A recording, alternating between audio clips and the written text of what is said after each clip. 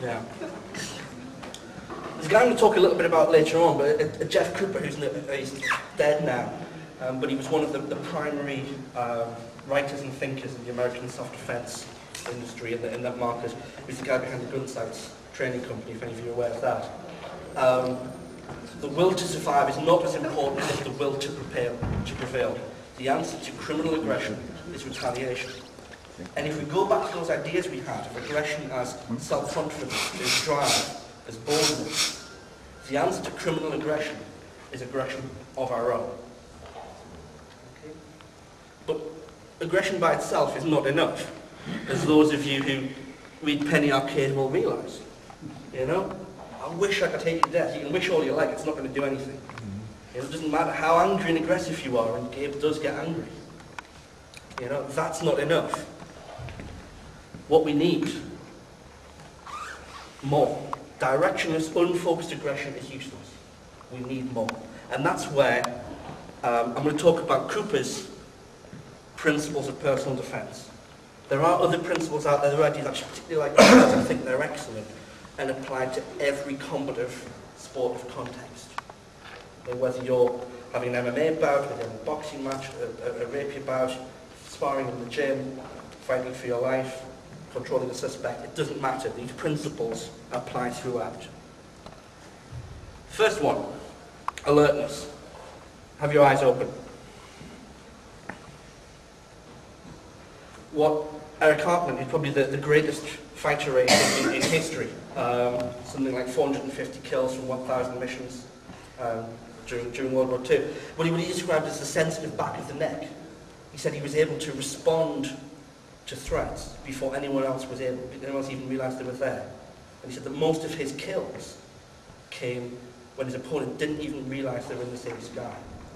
So alertness, awareness is the cornerstone of what we do. If you haven't got your eyes open, you're not alert, you can't do anything. Okay? And a big part of that is not thinking about irrelevancies. And that's, for a lot of us, I think, what part of the attraction of doing martial arts is. You know, when you're in the class and you're training, you're not thinking about balancing your checkbook, about the bills you've got at home, about the problem you've got at work. You know, it necessitates that you put those things out of your mind. And you do need to do that. So that when you're in a situation where you're faced with aggression, and you're looking to bring your own aggression to bear, you can't do that if you're worried about the leaking tap back home or the nagging you're going to get from your wife because you haven't been to the shops. Yeah?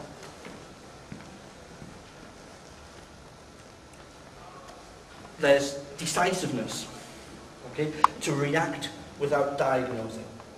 And there's a theory there written by a chap called Boyd called OODA, O-O-D-A, which is a theory and a model of dealing with any kind of stimulus, especially applicable to martial arts and combat. That's something I'd recommend any of you who do martial arts go and look at Boyd's OODA principle, OODA loop. But basically it means that we're not making decisions of, oh, there's an attack coming in, something suddenly happened. How do I respond to that? We know how to respond to it because we've practiced it, we've drilled it, and we've decided ahead of time this is what happens. We know when we're faced with a right hook. So, if you're training with me, you'll know to cage forwards. You'll know if you're fencing and your blade's engaged, you'll disengage under and go for an attack. You've already decided ahead of time. You don't have to learn this stuff. So we react without diagnosing. No time to what if. Okay? No time to rely on someone else telling you what to do. And this is really important for those of you who train students. It's not something I've seen in WMA so much, but in Eastern martial arts I have seen students who only ever attack to command, only ever react to command. And you're not training people to fight them. You're not training them to make decisions, to be decisive. You're just training them to be automatons and robots. And that's not something that will counter aggression, because your aggressor isn't going to give you a command. Okay. All make sense so far? Yeah. Good, good, good. We have aggressiveness of our own. And there's three principles to that. Cooper describes it as cultivated indignation. That how fucking dare you? You know, they've got this guy in your face who wants to take something that you own, wants to stop you getting home to your wife. wants to take the points off you in the competition, wants to make you look bad in front of your instructor. How fucking dare you try and do that to me? It's that cultivated indignation and anger that wins the day. As we talked about earlier, it's not necessarily about surviving, but it's about prevailing. Okay? There are 2 examples of particularly nasty rape cases in South Africa, both from the early 90s. And one was a woman who now gives talks on overcoming terrible events, and she was attacked by 3 college students, raped and stabbed multiple times. And she almost died, but she survived.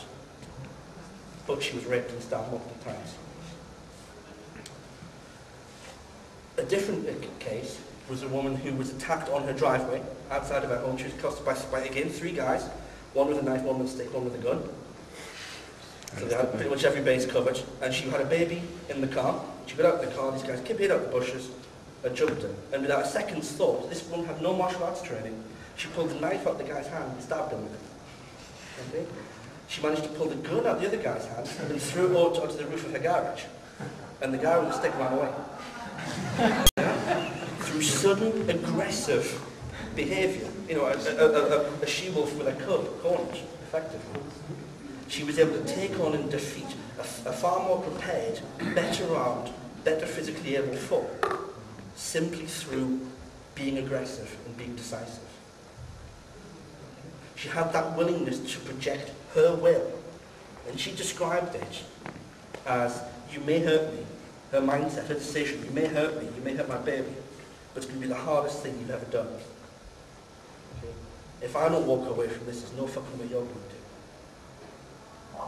Powerful context. And that's another quote there from Cooper, is, you know, you're no more armed because you carry a weapon than you're a musician because you carry a guitar. If you haven't got that ability to use it and that willingness to use it, you know, you might as well be carrying a sausage. It doesn't mean anything. Okay. So, we have speed.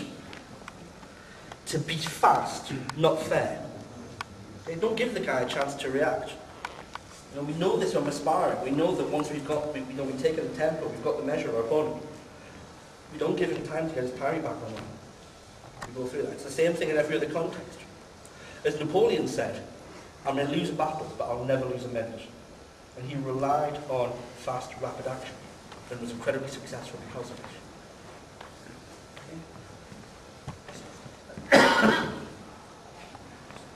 Finally, we come we come into coolness, which Cooper also sometimes refers to as precision.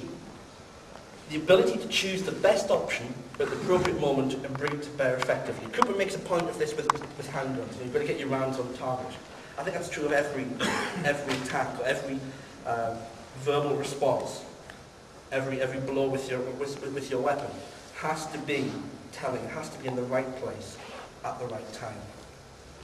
It has to be effective. And the only way you can do that is to train under pressure. Okay? And that means training with adrenaline, with fatigue, and with confusing scenarios. Okay? So the scenarios where you've got to make complex decisions, where you're tired, where you've got your blood's up, you're frightened, you're stressed. Okay? As the saying goes, train hard, fight easy.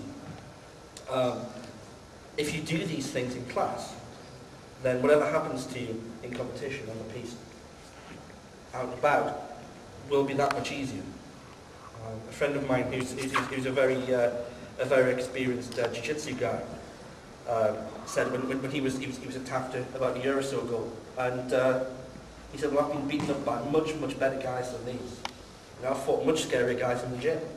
My instructor's a hell of a lot bigger and tougher than these guys, so he wasn't that worried.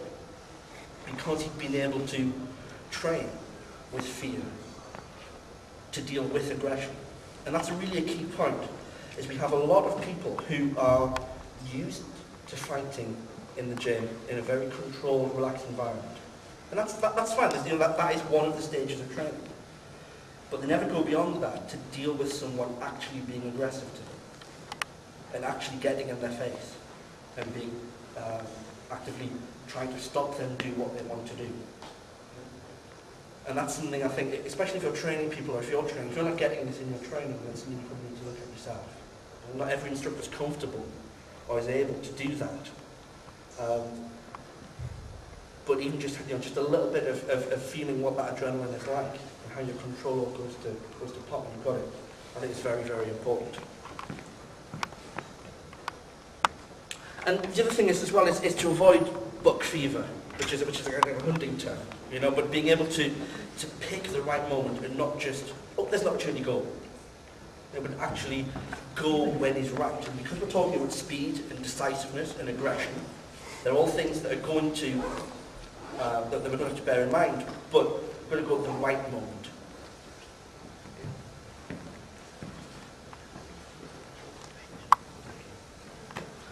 Ruthlessness, which is to worry about your life, not his. And in a sports context, we want your points, not